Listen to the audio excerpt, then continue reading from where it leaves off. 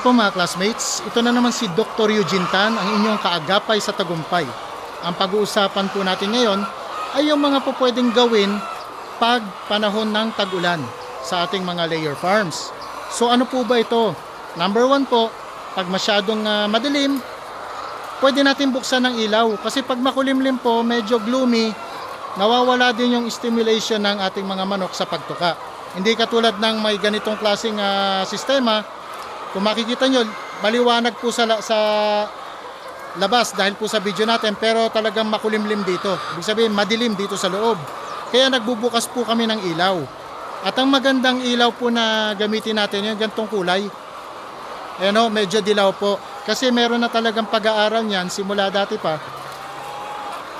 na mas magandang stimulant yan for growth and production. Okay, so kung tama lang yung distansya, no, meron namang karampatang wattage yan para sa ating mga alaga. Dati po ang estimate natin 1 watt per bird, pero ang suggestion ko po sa inyo para hindi masyado sa computation, dahil ang inyong lingkod mahina rin naman talaga sa computation. So ang importante, wag masyadong maliwanag dahil baka mag-stimulate ng cannibalism. Sunod, pwede na yung wala lang anino, no? Ang importante, kita yung mga feeds. Kasi pag ang feeds natin tinamaan ng ilaw, kita nyo, no, medyo enticing or nakakagana para sa mga manok natin tumuka-tuka. Yan.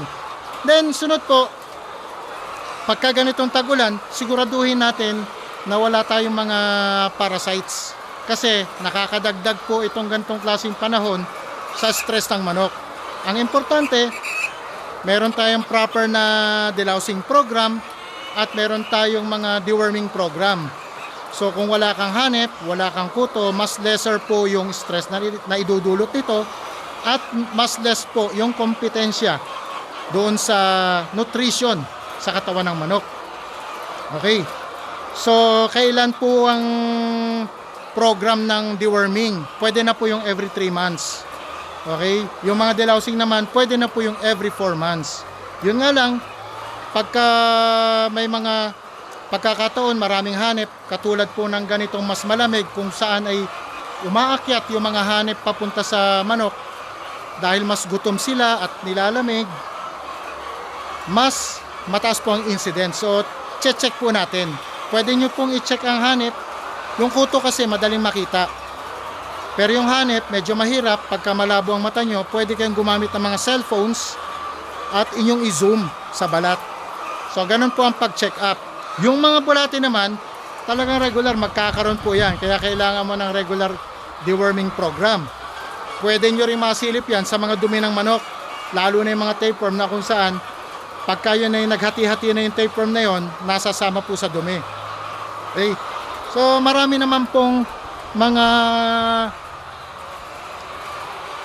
dewormer or yung mga delousing products na available po sa market and approved para po gamitin sa ating mga layers. So, kita nyo po, ito po, mga classmates.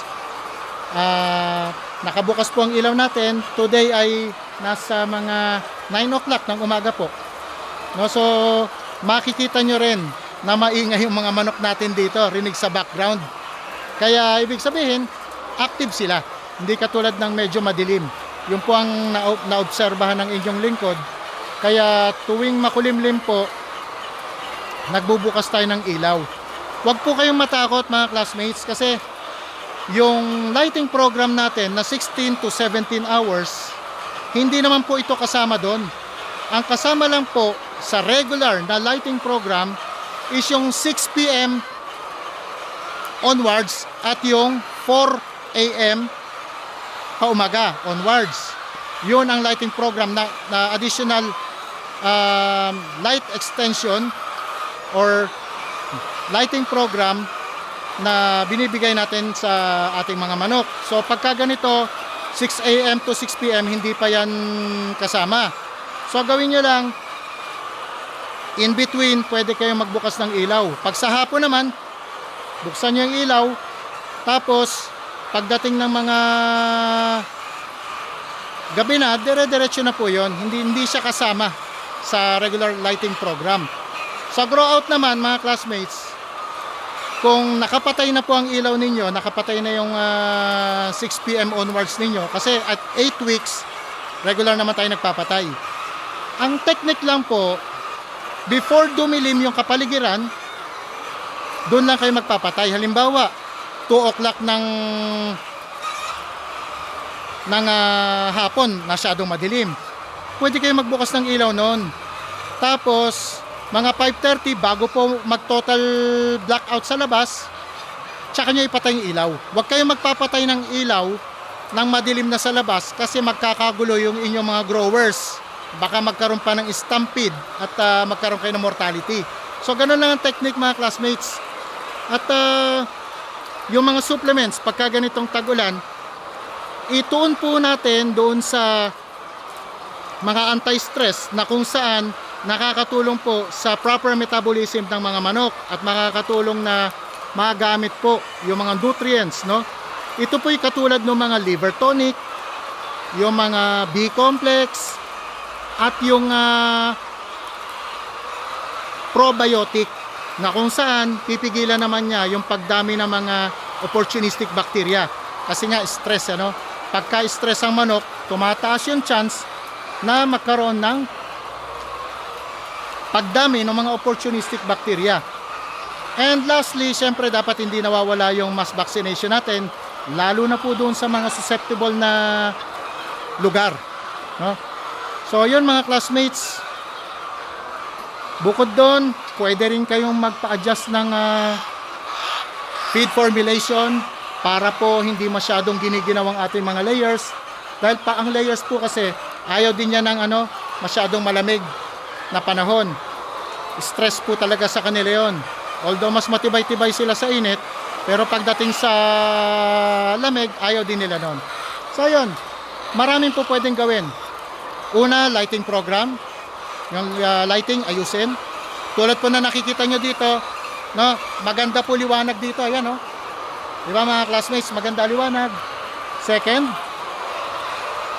delousing and deworming, dapat maganda program.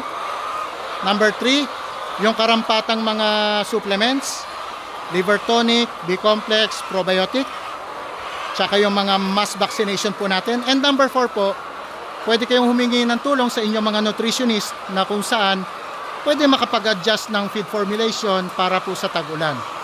Okay, so yun mga classmates, I hope meron po ako na-contribute sa inyo ngayong araw na ito. At